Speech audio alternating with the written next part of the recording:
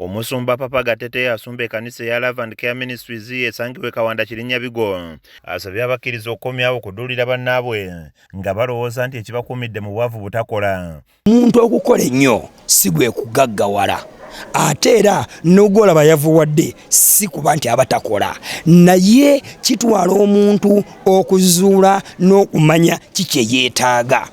Amagezi gano agaweeredde mu kusinza kwa Sunday okuteekateeka abakkiriza okumalako omwaka wamu n'okwekuba mu ttooki mu ebyo bakoze nga bw'abadde abuulira ategeezza nti kikulu nnyo omukkiriza okwekuumira mu kusaba kubanga kye kyokka ekitambuza wamu n'okuuma enkolagana ye ne Katonda.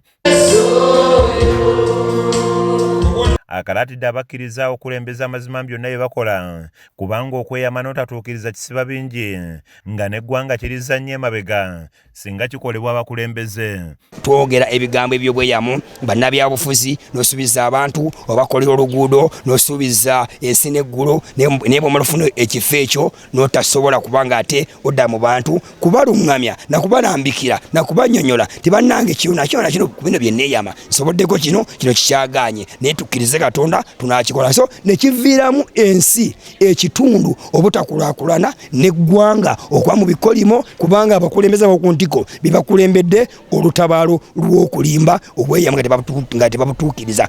Y'omusumba Jane Gatete n'abakulembeze abalala mu kkanisa eno basabye abantu okwekuba mu ttooki mu bye bakoze mu mwaka guno nga bwe baba n'ebibalemye bafube okumanya lwaki kino kibaddewo. Emikwano njagala kujjukiza nti omwaka bwe guba nga guggwako tuba twasevinga ng'oyagala okubaako ekintu ky'okola kano ke kaseera okulaba nti kye wasevingira okituuseeko.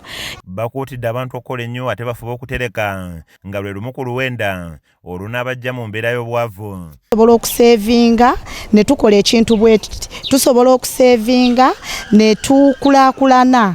Tusobola okusevinga ne tusobola okuweerera abaana abakyala abaami baffe tusobola obbayambako. Kizza Peter yakusakidde eggulire lino ku lwa KSTV Agalero.